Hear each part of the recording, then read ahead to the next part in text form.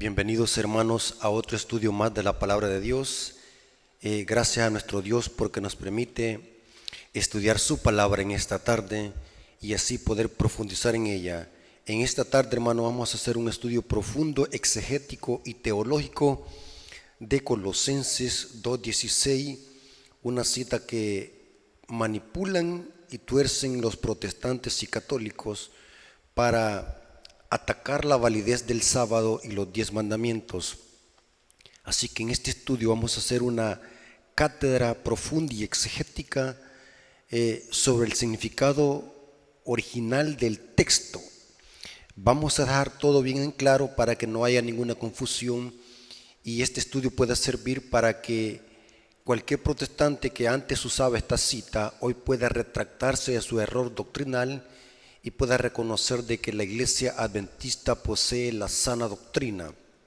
Así que vamos a orar para que Dios dirija el estudio de su palabra. Oremos. Señor que estás en el cielo, santificado sea tu nombre.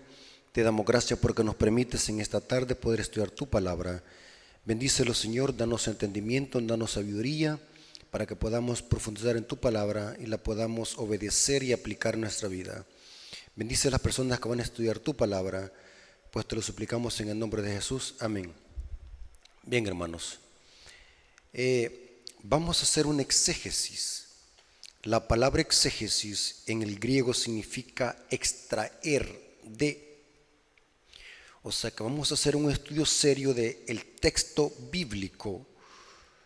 Recordemos de que los adventistas no somos lectores superficiales, sino que somos profundos en las escrituras. Nos gusta estudiar para que no seamos engañados por falsos maestros. Vamos a leer Colosenses 2:16. Colosenses 2:16 al versículo 17. Noten cómo dice el apóstol Pablo: por tanto, nadie os juzgue en comida o en bebida, o en cuanto a días de fiesta, luna nueva o día de reposo, todo lo cual es sombra de lo que ha de venir, pero el cuerpo es de Cristo. Esta cita, hermanos, es la más preferida, aunque hay otras, pero he notado que esta es la más preferida de católicos y protestantes para atacar la verdad sabática, ya que los adventistas sostenemos de que, según la Biblia, el sábado sigue en vigencia, así como los demás 9 mandamientos.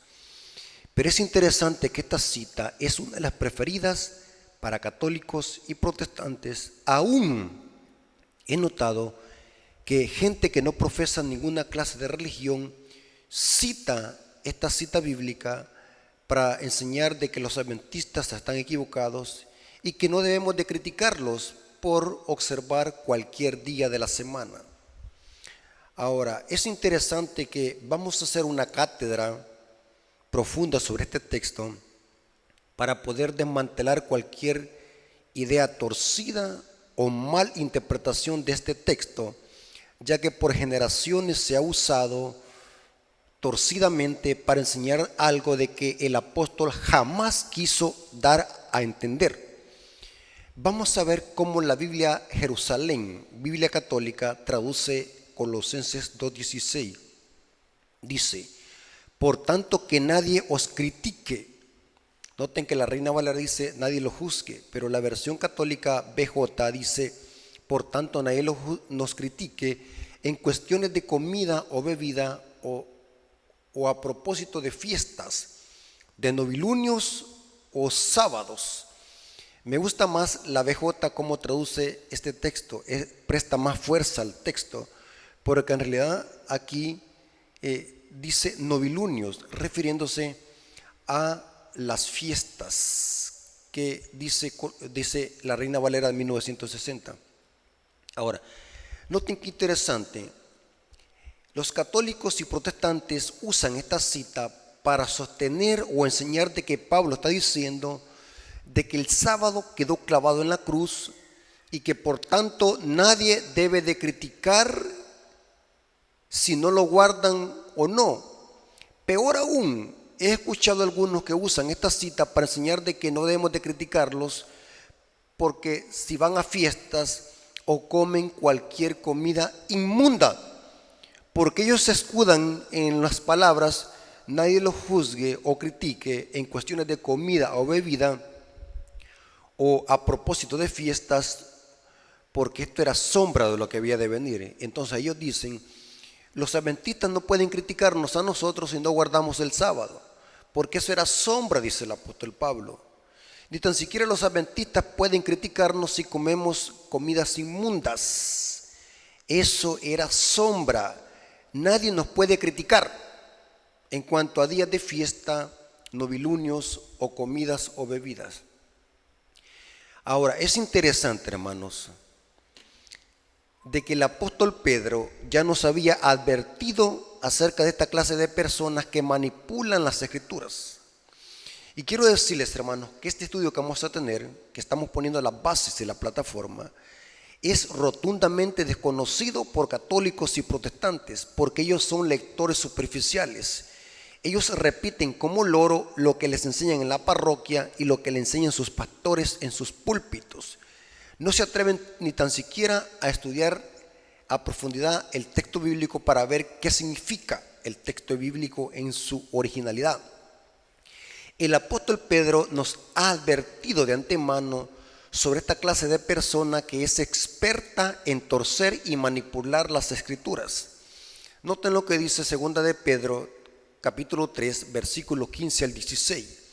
Aquí Pedro está hablando del apóstol Pablo y está diciendo algo muy bueno del apóstol Pablo.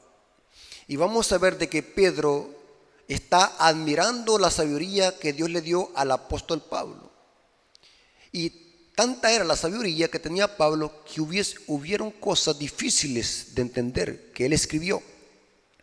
Y noten cómo dice Pedro: y tened entendido que la paciencia de nuestro Señor es para salvación, como también nuestro amado Pablo. Noten cómo dice Pedro, nuestro amado hermano Pablo, según la sabiduría que le ha sido dada, os ha escrito, casi en todas sus epístolas, que fueron casi 14, porque se le atribuye la de Hebreos, pero hay cierta dudadosidad, así que quedémoslo con 14, las que se han incluido en el canon bíblico. En casi en todas sus epístolas, hablando de ella, de estas cosas, entre las cuales hay algunas difíciles de entender, las cuales los indoctos, esta palabra indocto, si usted la busca en un diccionario, significa ignorante e iletrado y sin instrucción, los cuales los indoctos e inconstantes tuercen como también las otras escrituras para su propia perdición. Noten que Pedro aquí no le está echando la culpa a Pablo por haber escrito tan profundamente sus epístolas con sabiduría. Pedro está diciendo que la culpa la tienen los ignorantes, los indoctos, que por no tener un conocimiento profundo de lo que escribió Pablo, vienen y las tuercen las palabras de Pablo, y no solamente las palabras de Pablo, sino que también hacen eso mismo con las demás escrituras. O sea, con el Antiguo Testamento, con los evangelios, también los indoctos las tuercen. Y quiero decirles algo muy importante, amigos y hermanos que van a ver esta presentación. El diablo, la arma más letal que tiene para engañar a los indoctos es que el diablo tuerce las escrituras, las manipula y las saca de contexto para enseñar algo que el texto bíblico no quiere enseñar. Y vamos a ver que Colosenses 2:16 ha sido un versículo que ha sido manipulado, torcido y sacado de contexto tanto por el catolicismo romano y el protestantismo apóstata para desvirtuar la validez del santo sábado como cuarto mandamiento de la ley de Dios. Y vamos a iniciar con esta exposición teológica, porque acordémonos que estamos haciendo un análisis teológico de Colosenses 2:16. No estamos leyendo la Biblia, estamos escudriñándola en este caso. Una de las herramientas indispensables para los apologetas y exegetas bíblicos, que siempre se los he dicho, es que es muy importante leer siempre los contextos de cada versículo y después irnos a la gramática de las palabras. O sea, cómo la palabra debe traducirse en la lengua materna, ya que la Biblia fue escrita en hebreo, arameo y más tarde que en griego. Esto es algo que los protestantes ignoran, que a la hora de leer un texto bíblico debe de leerse en armonía con su contexto menor y con su contexto mayor, o sea, lo que está antes del texto y lo que está después del texto y lo que dice la Biblia, toda con respecto a este punto que estamos estudiando a profundidad. Los protestantes y católicos desconocen esto, por tanto esto los lleva a manipular la Biblia. Para estudiar la Biblia tienen que haber principios. Esto es como un mapa. Si usted no sigue las coordenadas de un mapa, seguro que se perderá y no hallará el camino. Así también la Biblia es como un mapa que nos guía a un camino seguro. Si nosotros no respetamos esos principios, de seguro vamos a hacer una mala aplicación del texto y lo vamos a llegar a torcer. Y uno de esos principios es que los versículos deben de leerse en su contexto menor y en su contexto mayor y en su contexto histórico y cultural. Esto nos ayudará a no torcer las escrituras como lo hacen católicos y protestantes. La razón es porque son indoctos en las escrituras. Ahora, vamos a usar los contextos y vamos a usar una hilación lógica y bíblica que nos ayudará a entender el versículo 16. Vamos a leer los contextos y al final vamos a irnos directamente al significado del versículo 16, pero primero tenemos que leer los contextos. Ahora, es interesante, hermano. Notemos el primer contexto. Es interesante que Pablo en el versículo 14 de Colosenses 2, noten cómo dice, estamos leyendo el primer contexto. Colosenses 2:14 dice, anulando el acta de los decretos que había contra nosotros, que nos era contraria, quitándola de en medio y clavándola en la cruz. Ve, dicen los protestantes y católicos, la ley fue clavada en la cruz, por tanto los adventistas están equivocados, porque aquí Pablo dice que la ley fue clavada en la cruz. Los indoctos tuercen las escrituras para su propia perdición. Ahora, es interesante, hermano, que Pablo aquí, la Reina Valera 1960, dice acta de los decretos o acta de decretos. Me fui a la gramática, a un diccionario griego y hebreo, y saben que esa palabra acta de decretos, que se traduce en la Reina Valera de 1960, en el griego esa palabra es geógrafon. El geógrafon en el idioma griego es un documento escrito a mano. Noten estos detalles. Un documento escrito a mano en el texto griego se usa para referirse a un documento escrito a mano de carácter legal como un pagaré. ¿Qué es un pagaré? Me fui al diccionario, a la RAE, me gusta usar el diccionario de la Real Academia Española. ¿Qué es un pagaré? Dice el diccionario que un pagaré es un documento que se extiende y entrega a una persona a otra mediante el cual contrae la obligación de pagarle una cantidad de dinero en la fecha que figura en él, o sea, en el pagaré. Y noten qué interesante, esto es imposible, ahora esto es comentario mío, esto es imposible que esto se pueda aplicar al sábado del cuarto mandamiento, ya que el sábado del cuarto mandamiento es imposible que usemos el término acta de decretos, porque acta de decretos o geógrafo significa un documento legal escrito a mano, mientras que el sábado está en la santa ley de Dios y no fue escrito por alguien humano, sino que fue escrito por el mismo dedo de Dios. Por tanto, no es ningún acta de decretos, ningún documento escrito a mano.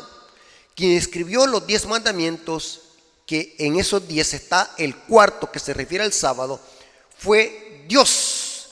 Noten cómo dice Éxodo 31:18.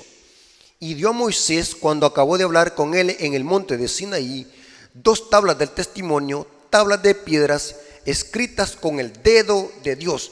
Fue Dios mismo que escribió los 10 mandamientos, y entre esos está el Shabbat, que es el cuarto mandamiento, que está en Éxodo capítulo 20, versículo 8 al 11.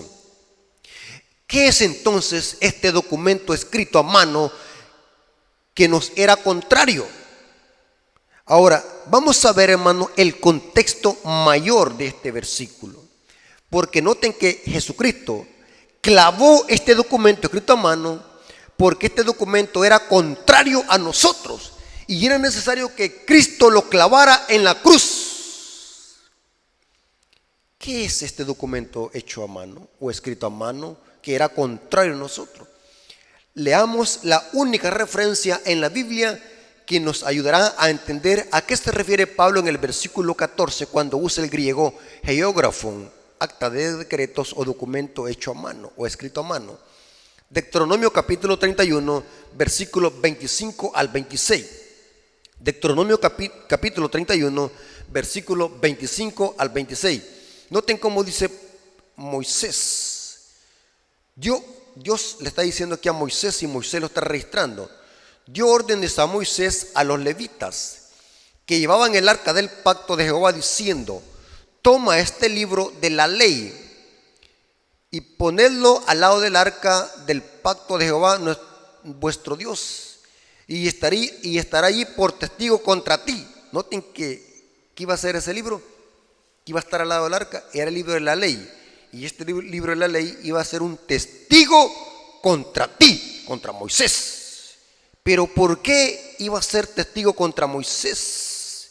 ¿Y qué tenía ese libro de la ley?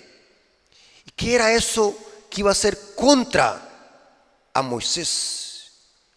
Vamos a ver, muy interesante lo que dice el versículo 24. Deuteronomio 31, 24 dice: y cuando acabó Moisés de escribir las palabras de esta ley, noten que aquí Moisés está escribiendo lo que está escrito en el libro de la ley, no, mientras que los 10 mandamientos, ¿quién los escribió? Dios con su dedo. Pero aquí dice: y cuando acabó Moisés de escribir las palabras de esta ley en un libro para concluirse. Eso que escribió Moisés en un libro iba a ser testigo contra Moisés. Es lo mismo que dice Colosenses 2:14.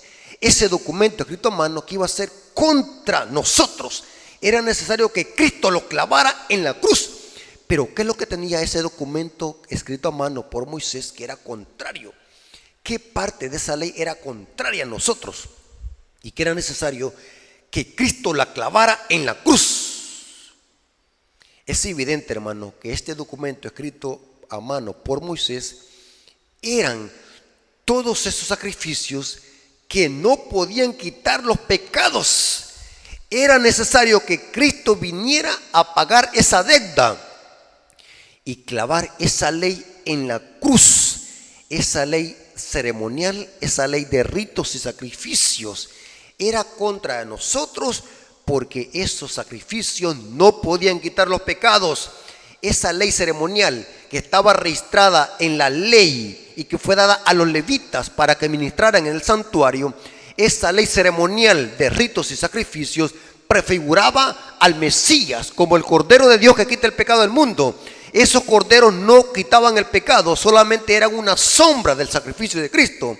Pero si Cristo no hubiera venido a esta tierra a morir y a saldar la paga de ese pagaré, hubiésemos estado todos perdidos, porque los corderos solamente eran sombra, no podían quitar los pecados. Por lo tanto, ese pagaré era necesario que Cristo lo saldara y esa ley fuera clavada en la cruz, porque era testimonio contra nosotros. ¿A dónde dice eso la Biblia? Hebreos capítulo 10, versículo 1 al 6. Esto lo ignoran los protestantes, ni saben de qué ley está hablando aquí. Inclusive Hebreos 10 es otro versículo o otro capítulo que manipulan católicos y protestantes para enseñar de que aquí está hablando de que la ley quedó abolida. Hebreos capítulo 10, versículo 1 al 6. Noten que la ley que era contraria a nosotros, o ese acta de decretos escrito a mano por Moisés, que era contra Moisés y contra nosotros, eran las leyes ceremoniales porque no podían quitar los pecados y era necesario que Cristo la clavara en la cruz. Hebreos capítulo 10, versículo 1 al 6. Porque la ley, teniendo la sombra de los bienes venideros, ve, dice el protestante, ahí está hablando que la ley era una sombra, pero como son indoctos, no conocen esta clase de temas. Porque la ley, teniendo la sombra de los bienes venideros, pero ¿de cuál ley está hablando aquí? Vamos a ver de que la ley de ritos y sacrificios, la ley ritual y ley ceremonial que estaba escrita en la ley, en el libro de la ley, no la imagen misma de las cosas. Nunca puede, nunca, imposible, por los mismos sacrificios que se ofrecen continuamente cada año. ¿De cuál ley está hablando aquí el escritor de Hebreo? De que era una sombra de la ley de sacrificios que se ofrecen continuamente cada año, a ser perfectos a los que se acercan. De otra manera cesarían de ofrecerse, pues lo que se atributa a este culto, limpios una vez, no tendrían ya más conciencia de pecado. Pero estos sacrificios cada año se hacen en memoria de los pecados, porque la sangre de toros y de machos cabrillos no pueden quitar los pecados. Porque era necesario que Cristo clavara esa ley en la cruz, ese pagaré, esa acta de decretos o ese documento escrito a mano por Moisés. ¿Por qué era necesario que se clavara en la cruz? Porque no podían quitar los pecados los sacrificios de toros, de machos cabrillos. Por lo cual, entrando en el mundo, dice: sacrificio y ofrenda no quisiste, mas me preparaste cuerpo. Noten que todos esos sacrificios que no podían quitar los pecados, que eran contra nosotros, porque no los podían solucionar el pecado. Si Cristo no hubiese venido a morir en la cruz del Calvario, hermano, hubiésemos estado perdidos. Todos esos israelitas que sacrificaban corderos, si Cristo no hubiese venido a pagar como Cordero de Dios en la cruz, todos hubiésemos estado perdidos. Y era necesario que Jesucristo pagara ese pagaré. Sacrificios y ofrendas no quisiste, mas me preparaste cuerpos. Holocaustos y expiaciones por el pecado no te agradaron, porque esos sacrificios solamente eran sombra, prefiguraban que el sacrificio de Cristo. Por eso era necesario que esa acta de decretos que era contraria a nosotros fuese clavada en la cruz. Ese documento escrito a mano por Moisés, que contenía leyes y ritos ceremoniales, no podían quitar los pecados. Era necesario que Cristo la clavara en la cruz y así saldar el pagaré. Noten, ese es el primer contexto. Es imposible que esto le podamos aplicar a la ley de Dios al sábado, porque la ley de Dios no es un pagaré, no es un documento escrito a mano, no es sombra de nada la ley de Dios. Segundo contexto. Noten que estamos analizando los contextos. Pablo habla de una sombra de lo que había de venir. Eso dice el versículo 17 de Colosenses 2. Colosenses 2:17 dice: todo lo cual es sombra de lo que ha de venir, pero el cuerpo es de Cristo. Noten que Pablo dice: todo lo cual es sombra de lo que había de venir, pero el cuerpo es de Cristo. ¿Qué es una sombra? Me fui al diccionario a buscar qué significa sombra. Y el diccionario dice: una sombra, dice, es una silueta proyectada por un cuerpo. Una sombra no tiene sustancia, porque solo es la proyección de algo sustancial, o sea, de algo material. La sombra solamente es proyectada por el cuerpo de Cristo, dice Pablo, porque el cuerpo es de Cristo, o sea que Cristo es el cuerpo, es la materia sustancial, y hay algo que es una sombra. Noten que es una sombra. Ya vimos de que qué es lo que era sombra: sacrificios y rito. Es imposible que esto le podamos aplicar al sábado, porque el sábado no es ninguna sombra. El término sombra se aplica en otras partes del libro de Hebreo. Noten cómo dice Hebreos 8:5. Hebreos 8:5 dice: los cuales sirven a los que es figura y sombra de las cosas celestiales. Hablando del santuario. El santuario que erigió Moisés en el desierto era una copia del gran original celestial. O sea, podemos decir de que el original es el celestial y el celestial estaba proyectando una sombra en esta tierra. La sombra era el santuario terrenal que edificó Moisés por mandato de Dios. Aquí dice, por lo cual sirven a los que es figura y sombra de las cosas celestiales, como se lo advirtió Moisés cuando iba a erigir el tabernáculo, diciendo, mira, haz todas las cosas conforme al modelo que te he mostrado en el monte. Esta palabra sombra también se menciona en Hebreos 10.1, que ya lo vimos, pero lo vamos a leer nuevamente. Hebreos 10.1 dice, porque la ley teniendo sombra de los bienes venideros, no la imagen misma de las cosas, nunca puede por los mismos sacrificios que se ofrecen continuamente cada año hacer perfecto a los que se acercan. Se refiere aquí a la ley ceremonial, como vimos anteriormente, que esos sacrificios eran una sombra del sacrificio de Cristo, así como el santuario terrenal también era una sombra del celestial. Una sombra la proyecta algo sustancial. Para que haya una sombra tiene que haber un cuerpo. Solamente algo sustancial, algo material puede producir una sombra. Muy importante ese principio. Es imposible que esto sea aplicado al sábado, ya que el sábado fue creado antes de la entrada del pecado, aun cuando no había necesidad de cruz. Pueden leer Génesis 2.3. La función primordial del sábado es señalar a Cristo como el único creador de los cielos y la tierra. O sea que el término sombra no se le puede, es imposible que se le pueda aplicar al sábado, porque cuando el Dios creó el Shabbat en Génesis, aún no había entrado al pecado. ¿Sombra de qué iba a ser el sábado? La función del sábado no es ser sombra de nada, porque no había entrado al pecado, no había necesidad de un sacrificio, porque el pecado no había entrado a esta tierra. La función del sábado no es ser sombra de algo que iba a venir en el futuro.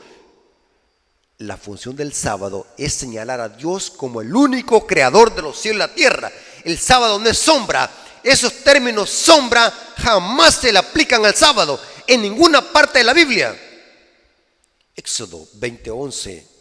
Éxodo 20:11 dice Dios a través de Moisés, porque en 6 días hizo Jehová los cielos y la tierra, el mar y todas las cosas que en ellos hay, y reposó el día séptimo. Por tanto Jehová bendijo el día de reposo y lo santificó. ¿Por qué Dios reposó en el séptimo? Porque en 6 días hizo Jehová los cielos y la tierra, el mar y las cosas que en ellos hay. O sea que el mismo mandamiento repite Génesis 2.3, y su función es recordar que nosotros somos criaturas y que Dios es el creador. La función del sábado no es ser sombra de nada.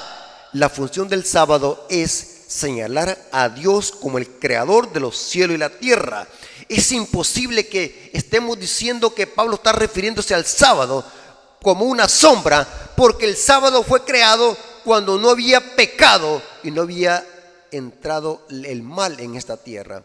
Por lo tanto, es imposible que Pablo esté diciendo que el sábado sea una sombra y que el cuarto mandamiento sea una sombra. Esto es forzar el texto. El texto no me permite hacer esa interpretación, porque en ningún lado al sábado se le llama sombra. Porque la función primordial no es ser sombra, sino que la función del sábado es señalar a Dios como el creador de los cielos y la tierra. Ese fue el segundo contexto. El tercer contexto es más interesante. El tercer contexto, para llegar al versículo 16, es Colosenses 2.8. Noten cómo dice Colosenses 2.8. Mirad que nadie los engañe por medio de filosofías y huecas sutilezas, según las tradiciones de los hombres, conforme a los rudimentos del mundo y no según Cristo.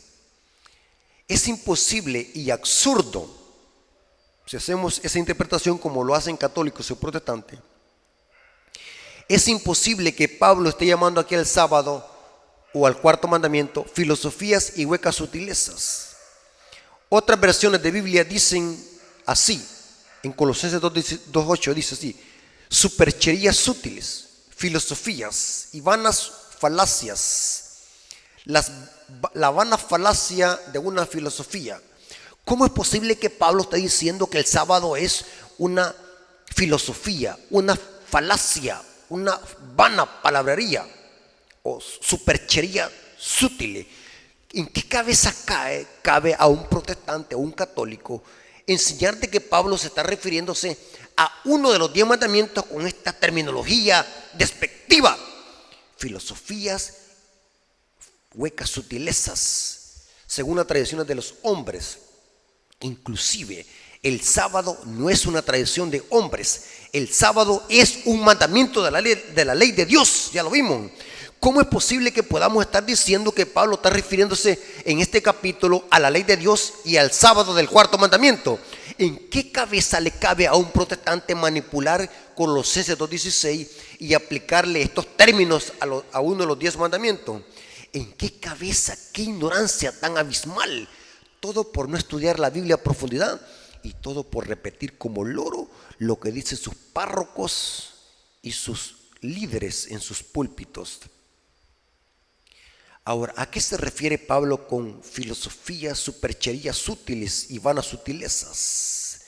Es interesante que el contexto sugiere que esta filosofía tenía que ver con observancias ceremoniales, con creencias humanas, con tradiciones y hábitos de punto de vista materialistas que estaban introduciendo los falsos maestros judaizantes, todo lo cual tendía a alejar a los creyentes de Colosa del evangelio de Cristo. Inclusive estas teorías de los falsos maestros atacaban también la divinidad de Cristo.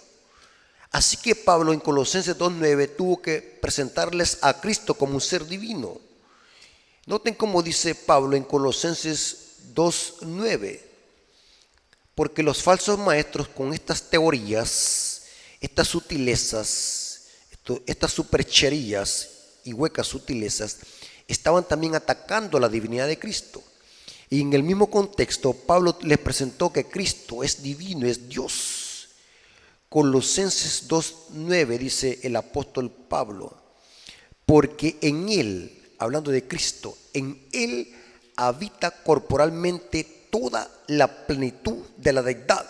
O sea que Pablo les presenta a estos falsos maestros de que en Cristo está toda la deidad y que por lo tanto los creyentes de Colosa no tenían que dejarse arrastrar por estas filosofías, huecas sutilezas y tradiciones de los hombres. El contexto no me permite hacer esa interpretación de que Pablo esté llamándole a uno de los 10 mandamientos superchería, filosofía o huecas sutilezas. Eso sería un gran error abismal y que al mismo tiempo contradice al mismo apóstol Pablo, porque el mismo apóstol Pablo, cuando se refería a la ley de Dios, lo hablaba con reverencia y respeto. Noten cómo dice Romanos 7:12, dice, de manera que la ley a la verdad es santa, el mandamiento santo, justo y bueno. Eso lo dice Romanos 7:12, el apóstol Pablo. Noten cómo dice 1 Corintios 7:19, dice, la circuncisión nada es, ni la incircuncisión nada es, sino el guardar los mandamientos. ¿Cómo es posible que ahora estemos diciendo que Pablo en Colosenses 2:8 está refiriéndose a uno de los 10 mandamientos? Porque el protestantismo apóstata, el problema lo tienen con el cuarto mandamiento. ¿Cómo es posible que Pablo ahora en Colosenses 2:8 esté refiriéndose en una forma despectiva a uno de los 10 mandamientos como tradición, huecas sutilezas, conforme a los rudimentos del mundo y no según Cristo? Esto es sacar de contexto las palabras del apóstol Pablo. Es imposible que estos términos se le podamos aplicar al sábado del cuarto mandamiento. Es imposible, porque el contexto no me permite hacer esa interpretación. No se olviden que vamos a irlos al versículo 16. Estamos en este momento leyendo los contextos del capítulo 2 de Colosenses. Inclusive, hermanos, recordemos de que los de Colosa no eran judíos, eran gentiles convertidos al evangelio. Y los falsos maestros estaban volviendo a entrar a la iglesia para imponer sus huecas sutilezas y tradiciones de los hombres. Cuarto contexto. Vamos a ver el contexto cuarto.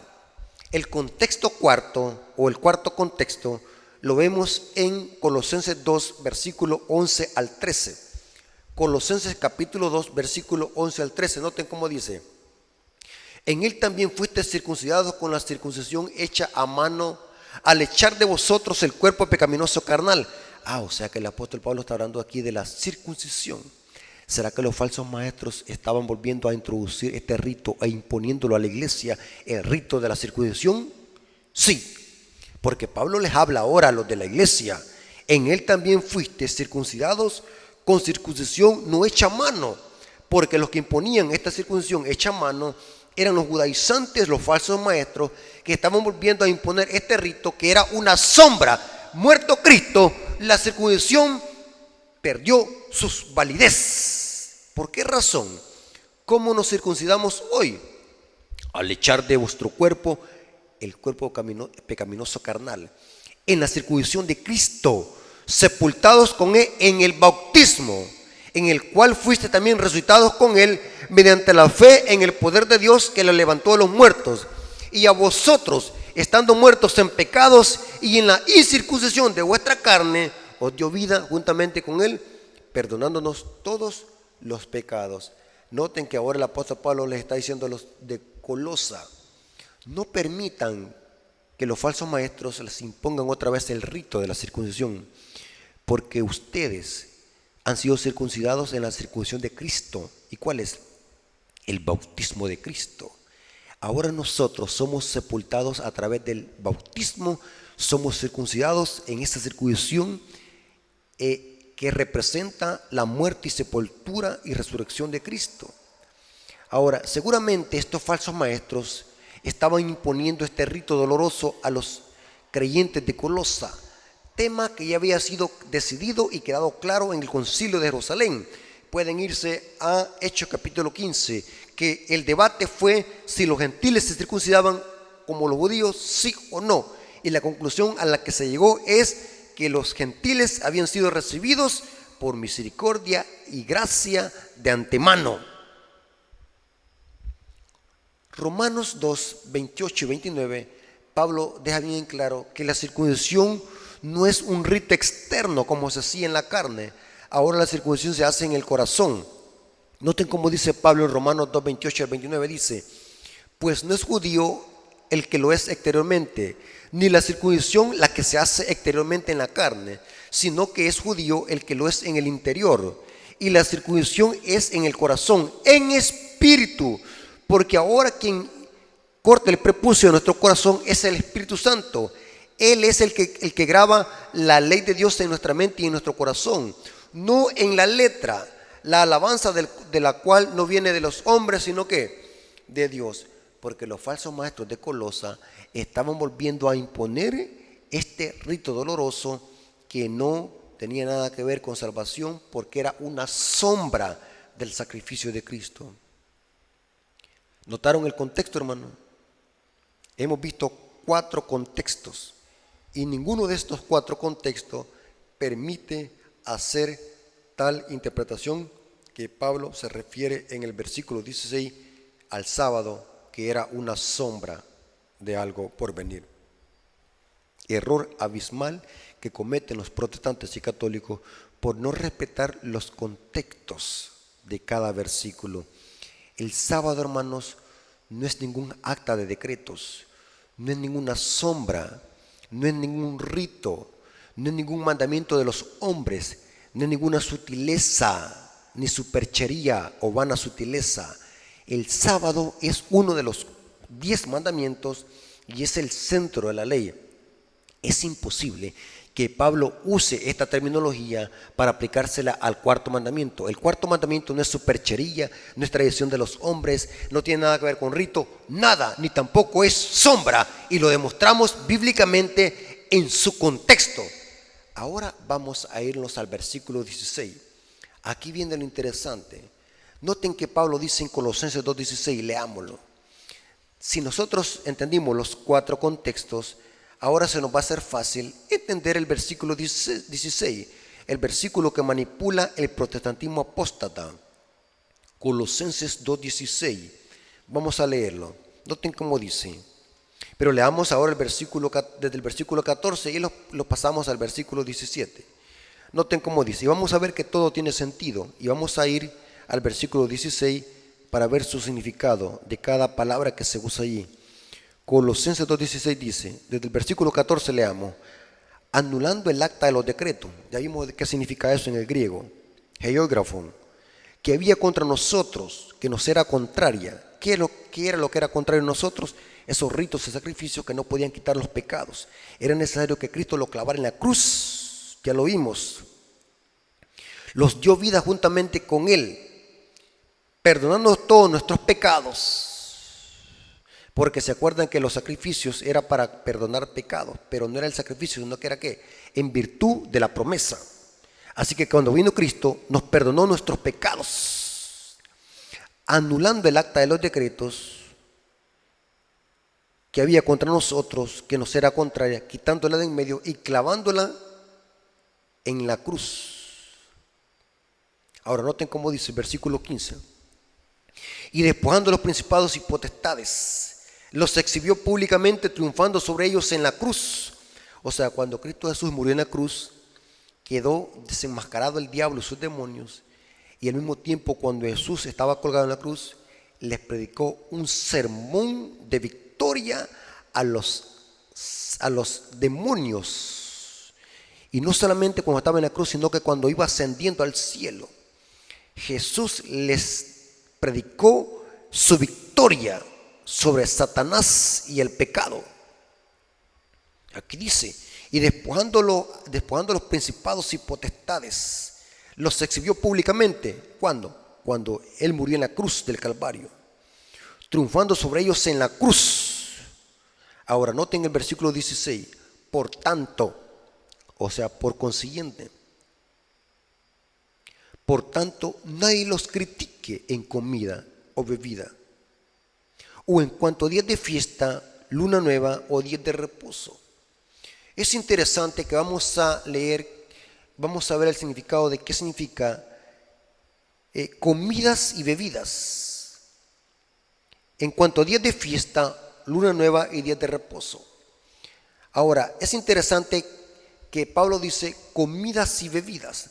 Nadie los critique. Recuerdan de que los judaizantes los falsos maestros estaban queriendo imponer otra vez estos ritos. No se olviden del contexto. ¿Qué es comida y bebida de la que se habla aquí?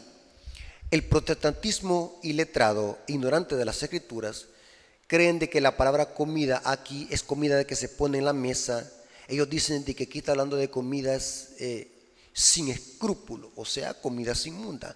Inclusive hay quienes usan este texto para justificar comida de cerdo y comidas inmundas. Esta es una cita de las preferidas de los protestantes para defender las comidas inmundas.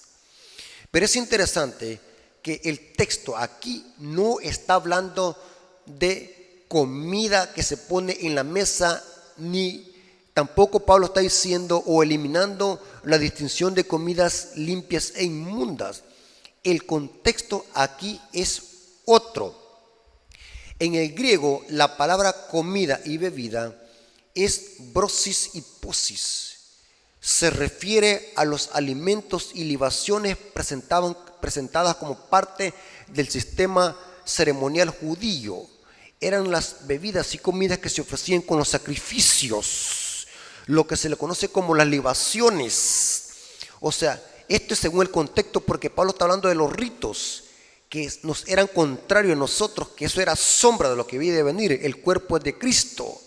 La brosis y posis, que son comidas y bebidas, son las comidas y bebidas que se ofrecían con los sacrificios en el santuario, en el sistema ceremonial judío.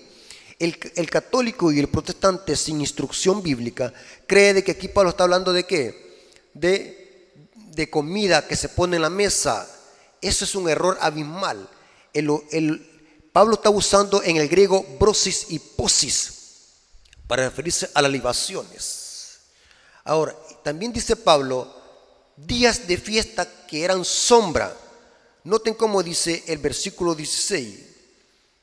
Dice versículo 16 de Colosenses. Dice, O en cuanto a días de fiesta,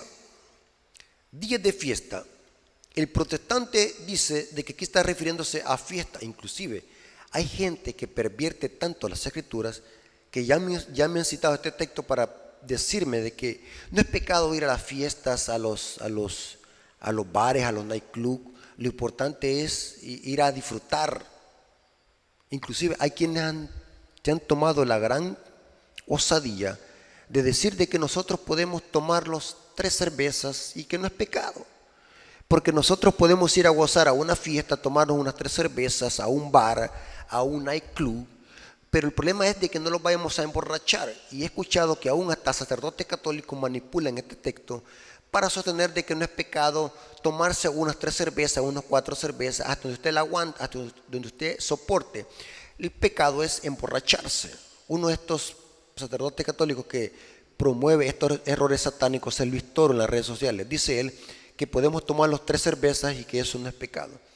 Y esta es una cita de las preferidas que usan ellos, porque aquí Pablo dice, nadie los critique en comida o en bebida. Pero ahora interesante que Pablo dice, días de fiesta. Ahora, ¿a qué fiesta se refiere Pablo? También tiene que ver con fiestas que tienen que ver con un ceremonial judío. Las ordenanzas y ceremonias incluían órdenes para observancia de días de fiesta. ¿Cuáles eran estos días de fiesta que celebraba Israel y los judíos? La Pascua, la fiesta de los panes sin levadura, el Pentecostés, el día de la expiación y la fiesta de los tabernáculos. Estas fiestas las vemos en Levítico capítulo 23. Y usted me va a decir, ¿acaso esas no eran fiestas solemnes de Jehová? Las santas convocaciones. ¿Por qué Pablo ahora tiene problemas con estas fiestas? Y está diciendo a los judaizantes y falsos maestros que no critiquen sobre días de fiestas. ¿Cuál es el problema? El problema no estaba en las fiestas o las santas convocaciones. El problema era de que los maestros, estos falsos maestros, estaban imponiendo estas fiestas como algo de salvación de vida o muerte.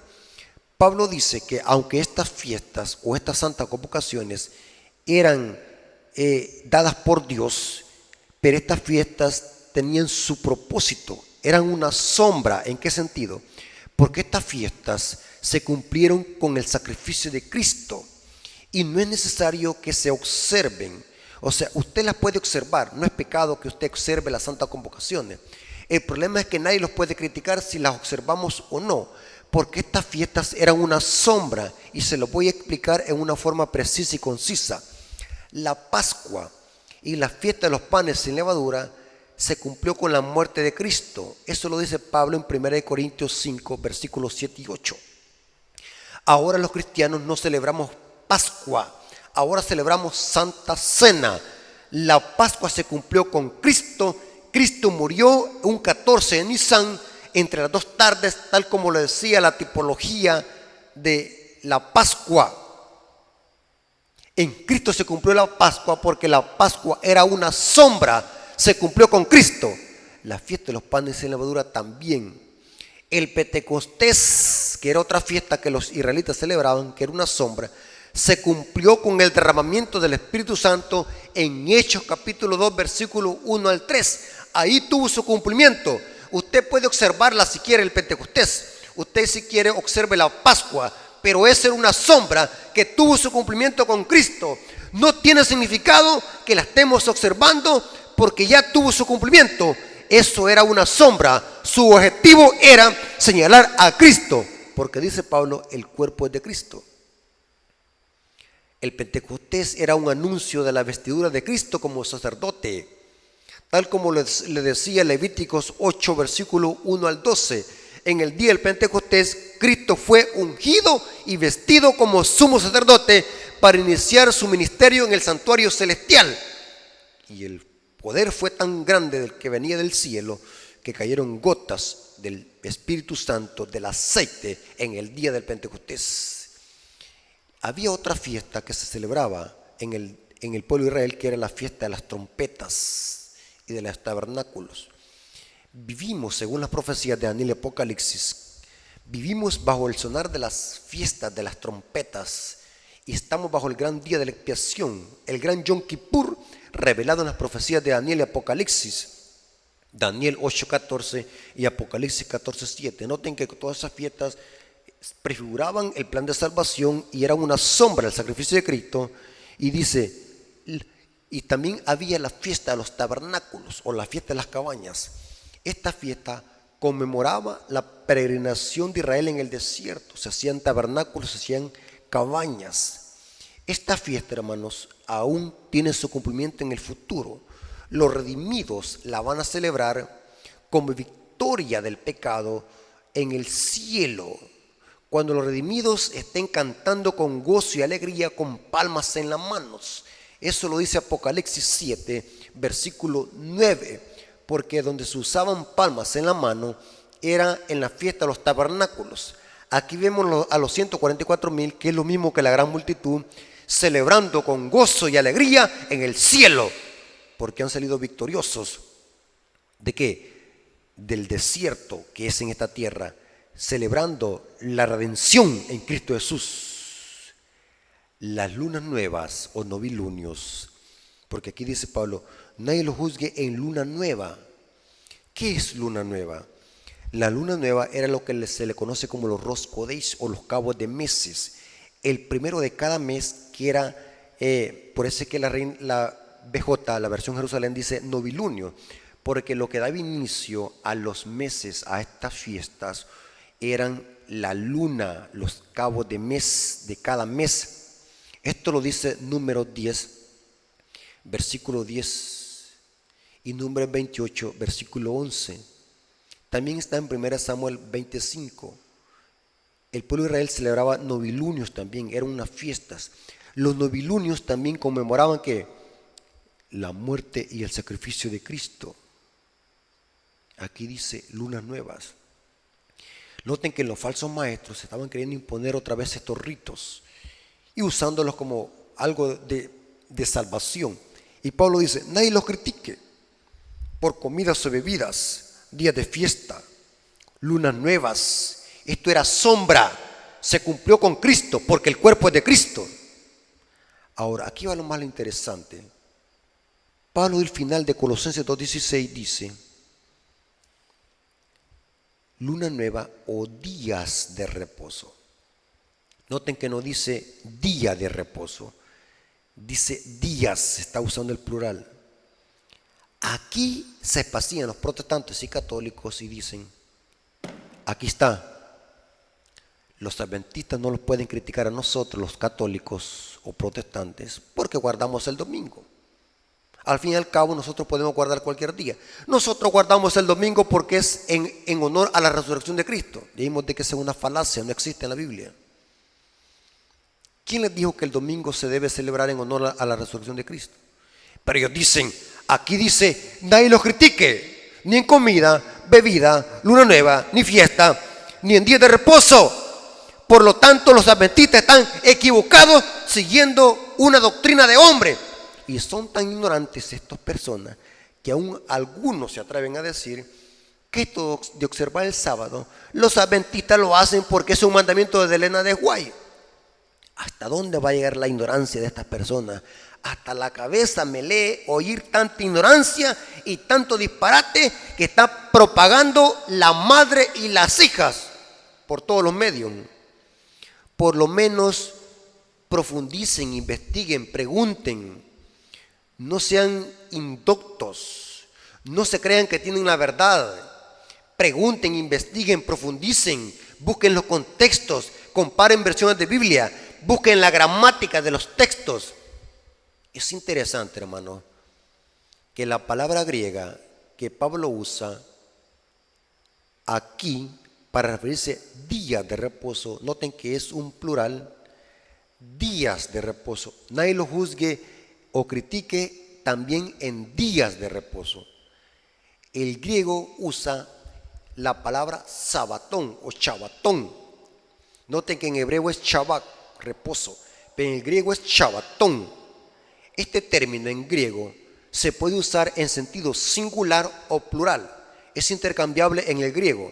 se puede usar para referirse al sábado semanal del cuarto mandamiento, como también a una semana de 7 días, como lo era la fiesta de los panes sin levadura, o los sábados anuales. Al usar Pablo el plural días de sábado, indica que se refiere a esos 7 sábados ceremoniales que celebraban los judíos y que eran sombra del sacrificio de Cristo, y que cada fiesta tenía sábados ceremoniales, y que este sábado podía caer en cualquier día, y el pueblo de Israel tenía una santa convocación y no trabajaban, eran como un día de reposo. Pero estos sábados se dieron después de la entrada del pecado. Estos sábados ceremoniales se dieron como una conmemoración de la redención de Cristo. Era una sombra, estos sábados ceremoniales, que iban intercambiables con las fiestas o las santas convocaciones. Es imposible que Pablo esté diciendo aquí que el sábado del cuarto mandamiento era una sombra, ya lo vimos. La palabra Shabbatón aquí, según el contexto, debe de entenderse a esos sábados ceremoniales que eran 7 y que están en Levítico capítulo 23.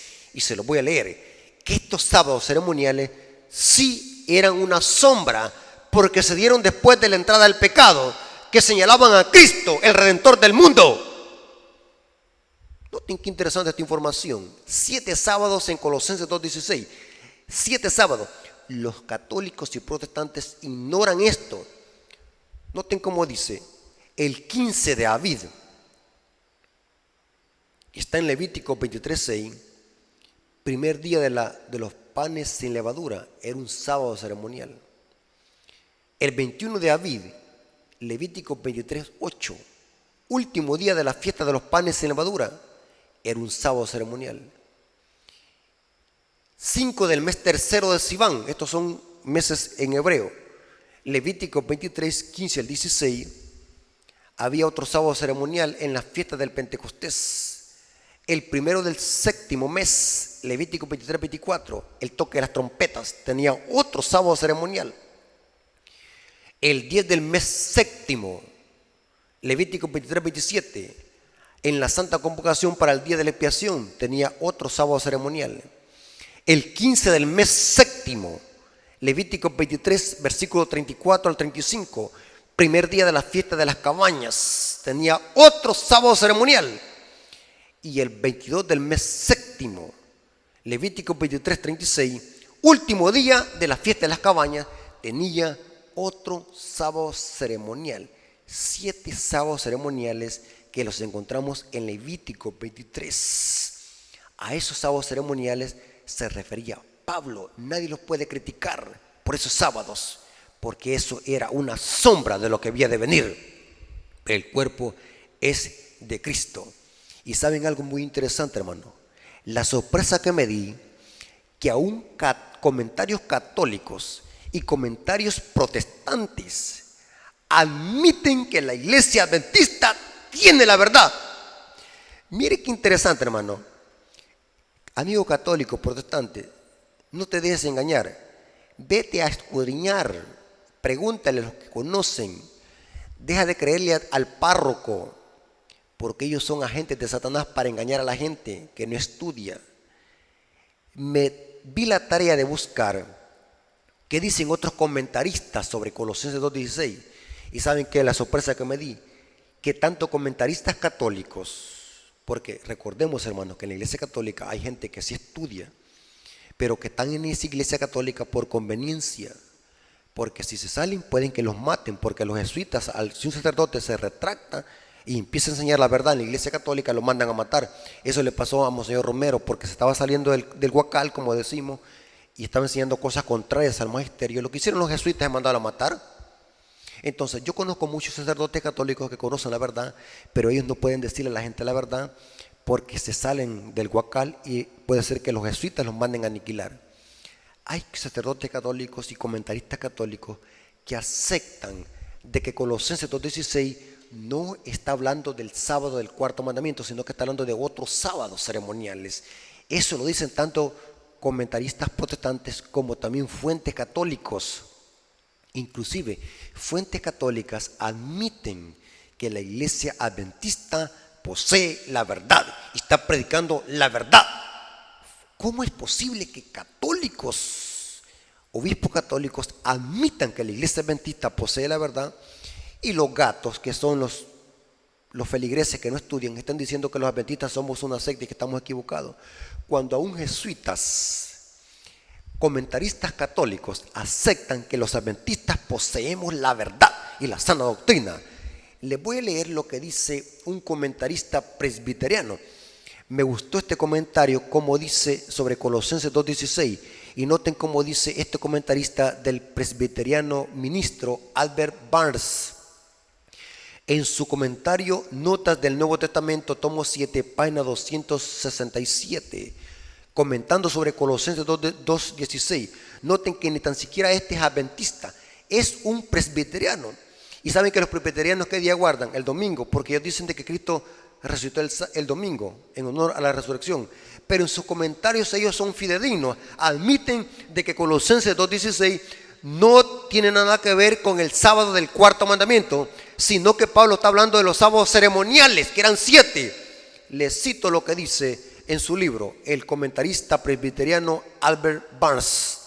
Noten cómo dice: en este pasaje, que es Colosenses 2:16, en este pasaje no hay evidencia alguna que Pablo enseñe que no había de obligación de observar ningún día como sagrado.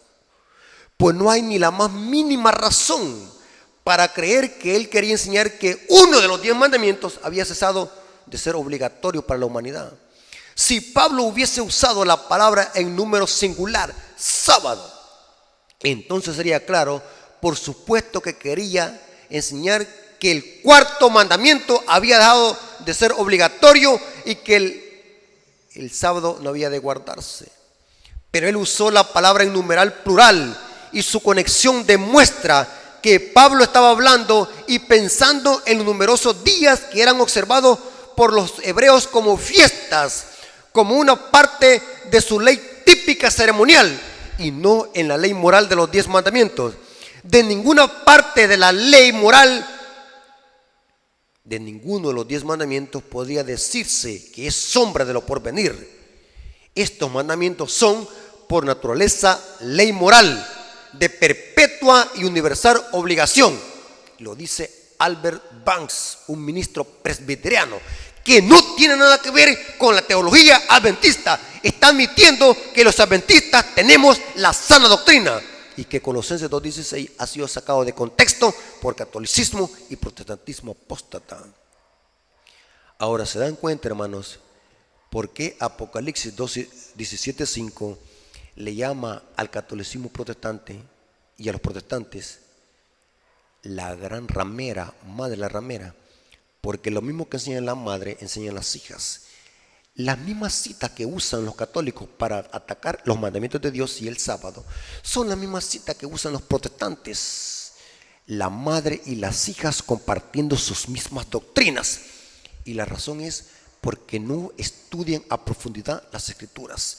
Amigo católico protestante, si tú antes usabas Colosenses 2:16 para enseñar de que Pablo está diciendo que no tiene validez observar el sábado como el cuarto mandamiento, arrepiéntete, estabas equivocado. Ven a la verdad y conviértete al evangelio y empieza a obedecer este mandamiento que ha sido olvidado por la historia y que Dios ha levantado a un remanente para exaltar estas verdades y exaltar este mandamiento que ha sido olvidado por el mundo cristiano. Y ese pueblo remanente es la Iglesia Adventista del Séptimo Día. Hermanos, Dios les bendiga. Espero que este estudio haya sido de bendición y que todo sea para la honra y gloria del nombre de nuestro Dios. Dios les bendiga. Vamos a orar. Gracias, Señor, por tu palabra, porque es una guía segura en este mundo de tinieblas. Nos hemos dado cuenta a través de un estudio serio y categórico y sistemático que Colosenses 2:16 no se refiere al sábado del cuarto mandamiento, sino que a esos ritos y ceremonias, esos sábados ceremoniales que conmemoraban la muerte y sacrificio de Cristo y la resurrección de Cristo para salvación de nuestros pecados, para salvarnos de nuestros pecados. Gracias, Señor, por tu palabra, porque es una guía segura en este mundo de tinieblas. Gracias porque tú eres nuestro Dios y nos amas a pesar de lo que somos. Gracias, Señor, porque nos permitiste estudiar tu palabra y profundizar en ella. Te lo suplicamos y lo agradecemos en el nombre de Jesús. Amén. Dios me los bendiga, hermanos.